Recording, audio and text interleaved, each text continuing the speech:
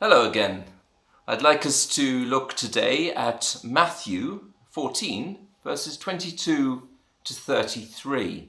It says, "Immediately Jesus made the disciples get into the boat and go on ahead of him to the other side, while he dismissed the crowd.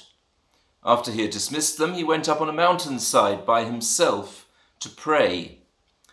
Later that night he was there alone, and the boat was already a considerable distance from the land, buffeted by the waves because the wind was against it.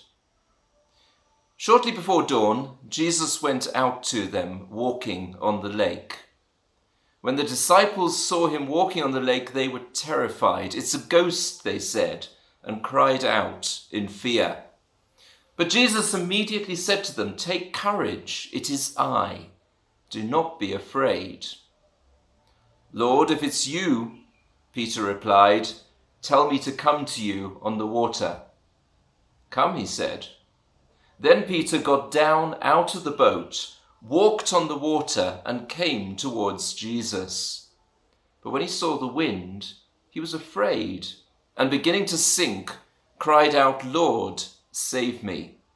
Immediately, Jesus reached out his hand and caught him. 'You of little faith,' he said, 'why did you doubt?' When they climbed into the boat and the wind died down, then those who were in the boat worshipped him, saying, 'Truly, you are the Son of God.' I would first like to ask you if you would be willing to step out of the boat. It is funny how our judgment of situations can be skewed or twisted. I've heard many people castigating Peter in this account for his wavering faith, without mentioning that the other disciples remained in the boat, possibly holding tight to the sides or searching for life vests or trying not to be seasick. Peter actually stepped out of the boat and, more remarkably, made some significant progress across the water towards Jesus. It was Peter who learned that when we are willing to step out of our place of security into the unknown and the impossible, then we get to see the reality of Jesus' saving hand. It says in verse 31, just to the point when Peter was sinking, immediately Jesus reached out his hand and caught him. I'd like to quote John Ortberg, who wrote a book, which I highly recommend, called "If You Want to Walk on Water, You've Got to Get Out of the Boat."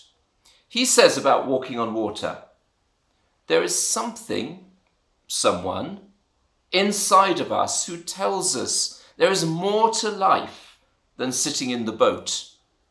You were made for something more. There is something inside you that wants to walk on the water, to leave the comfort of routine existence and abandon yourself to the high adventure of following God. In the passage we looked at, Peter is the risk taker. He is the one who, if only for a moment, allows his faith in Christ to dictate his walk. For a moment he abandoned his fears and intently followed Christ. Yes, he then took his eyes off Christ and allowed his fears to overwhelm him, but only to find out in the most dramatic of ways that Jesus can be trusted in all circumstances to step in and take our hand and save us. The other disciples saw what happened. They had a theoretical grasp of this rescue, but they did not experience it firsthand. This passage has been going round my head for the past couple of weeks. Initially, I thought it was a personal challenge, which it is incidentally. But the more I marinated the story in my quiet time, the more I felt I needed to share it. I think there are a number of you who need to step out of the boat in this season. Take a step of faith towards Jesus that will be scary, will take you out of your place of comfort and security. But if you're really honest with yourself, you know it's a step you need to take. I would add that several of you watching this, you have realized over the last few months that the boat you are sitting in is unstable, lacking the security features you thought it had, and is leaking. You know it is time to step out, but you are holding tight because of fear. 2 Timothy 1 verse 7 says, "For the Spirit God gave us does not make us timid or fearful, but gives us power, love, and self-discipline." So when we take that step out of the boat towards Jesus, through his Spirit, he will give us the power we need, the reservoir of love to fill us, and the soundness of mind or self-discipline we need to navigate through the storm and the waves.